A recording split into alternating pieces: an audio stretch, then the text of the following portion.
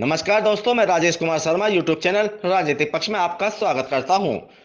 दोस्तों, आजकल धीरे धीरे भारतीय जनता पार्टी के मजबूत किले ढहते हुए नजर आ रहे हैं। भाजपा के सबसे मजबूत राज्य कहे जाने वाले मध्य प्रदेश, राजस्थान, तेलंगाना और छत्तीसगढ़ में जहां वन मैन आर्मी के तौर पर नरेंद्र मोदी चुनावी संचालन अपने हाथों में लिए हुए हैं, जब इन राज्यों के जमीनी नेताओं के पैरों तले जमीन खिसकनी शुरू हुई तो बगावत का वह दौर शुरू हुआ जिसने भारतीय जनता पार्टी को आजकल झकझोर कर रखा हुआ है।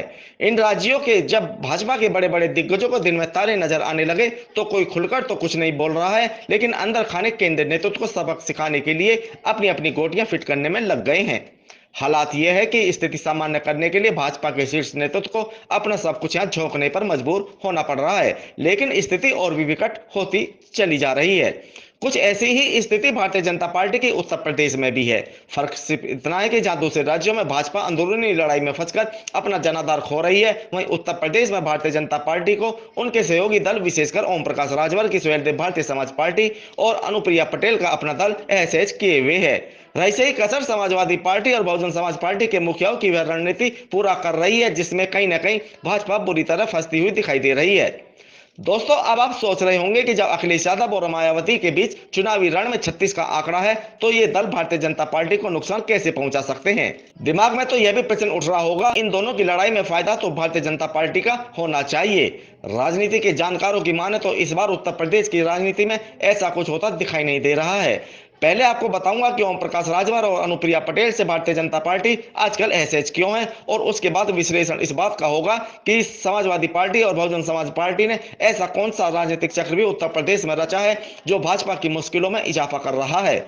भाजपा के दिग्गजों को विश्वास था कि सुहेलदेव भारतीय समाज पार्टी के अध्यक्ष ओम प्रकाश राजभर और अपना दल के अनुप्रिया पटेल के साथ होने से समाज के पिछड़े वर्गों को साधने में भाजपा को आसानी होगी, लेकिन घोसी विधानसभा के उपचुनाव के नतीजे ने एक ही झटके में ओम प्रकाश राजभर और अनुप्रिया पटेल के पिछड़े वर्ग में मजबूत पेट के दावों की पोल खोलकर रख दी। भाजपा को विश्वास तो यह भी था कि ओम प्रकाश राजभर के बल पर समाज के अति पिछड़े वर्ग के मतदाता भाजपा की ओर आकर्षित होंगे, लेकिन भाजपा को यह बात देर से समझ में आई कि राजभर के बार बार पाला बदलने के कारण उनका समर्थक कंफ्यूज हो चुका है कि वह भाजपा को वोट दे या फिर समाजवादी पार्टी को। स्थिति यह हो गई है कि अब ओम प्रकाश राजभर को उनके अपने राजभर समाज के लोग ही गंभीरता से नहीं ले रहे हैं। घोसी विधानसभा क्षेत्र में राजभर समाज के 50,000 के लगभग मतदाता थे, लेकिन कितनों ने भारतीय जनता पार्टी के प्रत्याशी को वोट दिया था, यह किसी से छिपा हुआ नहीं है। सूत्रों की माने तो आज स्थिति यह है कि ओम प्रकाश राजभर पर भाजपा ज्यादा विश्वास करने को तैयार नहीं है। बताया तो यहां तक जाता है कि घोसी विधानसभा उपचुनाव के बाद ओम प्रकाश राजभर को योगी आदित्यनाथ के मंत्रिमंडल में जगह दे दी जाएगी, लेकिन चुनावी नतीजे घोषित होने के 23 दिन बाद तक भी कोई ऐसी चर्चा नहीं है जिससे यह लगता हो कि ओम प्रकाश राजभर योगी सरकार में मंत्री बनने जा रहे हों। सूत्र तो यह भी बता रहे हैं कि ओम प्रकाश राजभर की कमजोर स्थिति को देखते हुए फिलहाल भाजपा ने उन्हें एक साइड किया हुआ है। भाजपा को ऐसे तो अनुप्रिया पटेल ने भी किया हुआ है। उत्तर प्रदेश में कुर्मी मतदाताओं की संख्या 5 से 6% बताई जाती है, और पूर्वी उत्तर प्रदेश में लोकसभा की 1 दर्जन से ज्यादा सीटें ऐसी हैं जहां कुर्मी समाज राजनीतिक दलों के समीकरण बनाने और बिगाड़ने का काम करता है। लेकिन इस बार अनुप्रिया पटेल को अपनी ही बहन और अपना दल कामेरावादी की वरिष्ठ नेता पल्लवी पटेल से तकड़ी चुनौती मिली है। कुर्मी समाज में पल्लवी पटेल की धीरे धीरे बढ़ती लोकप्रियता भी भाजपा और अनुप्रिया पटेल दोनों को असहज कर रही है। घोसी विधानसभा उपचुनाव के दौरान पल्लवी पटेल ने समाजवादी पार्टी के पक्ष में जमकर प्रचार किया और कुर्मी समाज को अपने पक्ष में खड़ा करके भाजपा और अनुप्रिया पटेल दोनों के लिए यह संदेश छोड़ने में देर नहीं लगाई कि कुर्मी समाज में अब पल्लवी पटेल का दबदबा बढ़ने लगा है। वैसे दोस्तों, आपको बता दो कि घोसी चुनाव के दौरान अनुप्रिया पटेल ने भी भाजपा प्रत्याशी को जिताने के लिए पूरा जोर लगाया था, लेकिन नतीजा तो आपको मालूम है ही।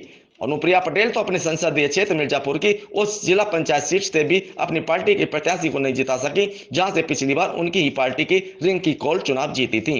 अब भाजपा को यह सोच नहीं रहा है कि समाज के अति पिछड़ा वर्ग का ओम प्रकाश राजभर से और पिछड़ा वर्ग का अनुप्रिया पटेल से जो भरोसा धीरे धीरे उठ रहा है, उसकी पूर्ति वे कैसे करे। वैसे समाज के पिछड़े और अति पिछड़े वर्ग के मतदाताओं पर अनुप्रिया पटेल और ओम प्रकाश राजभर की ही पकड़ कमजोर नहीं हो रही है, बल्कि भाजपा के जो चर्चित और दिग्गज पिछड़े वर्ग के नेता हैं, वे भी अपने समाज को साधने में फेल हो रहे हैं। और भारतीय जनता पार्टी की सबसे बड़ी चिंता भी यही है। इसे हम समाजवादी पार्टी के सुप्रीमो अखिलेश यादव और उनके चाचा शिवपाल यादव द्वारा बनाया हुआ वह चक्रव्यूह भी कह सकते हैं, जिसमें भाजपा फंसती हुई दिखाई दे रही है और समाज के पिछड़ा वर्ग में भारी सेंध लगाते हुए यहां समाजवादी पार्टी भारतीय जनता पार्टी को तगड़ा झटका दे रही है। समाजवादी पार्टी ने हाल ही में केवल घोसी विधानसभा की सीट ही नहीं जीती, बल्कि लखनऊ के मोहनलालगंज के वार्ड 18 का जिला पंचायत सदस्य का चुनाव भी जीतकर भाजपा को तगड़ा झटका देने का काम किया। दोस्तों, आप जानते ही हैं कि चुनावी रणनीति तय करने में 5 वर्ग यानी सवर्ण, पिछड़ा, अति पिछड़ा, दलित और मुस्लिम वर्ग महत्वपूर्ण भूमिका निभाते हैं। भाजपा के सवर्ण मतदाता में कांग्रेस अच्छी खासी सेंध लगा रही है, तो समाज के पिछड़े और अति पिछड़े समाज ने समाजवादी पार्टी के पक्ष में खड़ा होकर अपना संदेश दे दिया है। मुस्लिम समाज तो पहले भी समाजवादी पार्टी के साथ था और आगे भी उसकी समाजवादी पार्टी के ही साथ जुड़े रहने की प्रबल संभावनाएं हैं। अब बात आती है समाज के दलित मतदाताओं की। दलित समाज को अपनी अपनी ओर मोड़ने के लिए दो युवा दलित नेताओं में आजकल जोर आजमाइश चरम सीमा पर है। एक है बसपा के युवा नेता और मायावती के भतीजे आकाश आनंद, और दूसरे हैं आजाद समाज पार्टी के चंद्रशेखर रावण। राजनीतिक विद्वानों की माने तो दलित समाज के युवाओं का रुझान जिस तेजी से इन दोनों की तरफ हो रहा है, उससे भाजपा का दलित मतदाता भी प्रभावित हो रहा है।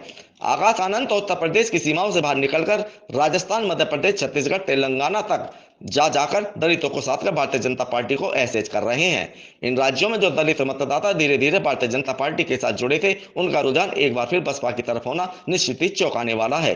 यह स्थिति उत्तर प्रदेश में भी है। जितने ज्यादा दलित बसपा से जुड़ेंगे, भारतीय जनता पार्टी उत्तर प्रदेश में उतनी ही कमजोर होगी।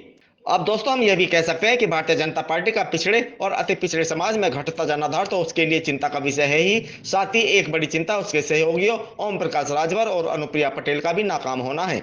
जिस तेजी से अखिलेश यादव के नेतृत्व में पिछड़े और अति पिछड़े वर्ग के मतदाताओं ने समाजवादी पार्टी में विश्वास जताया है, भाजपा को विचलित करने वाला है।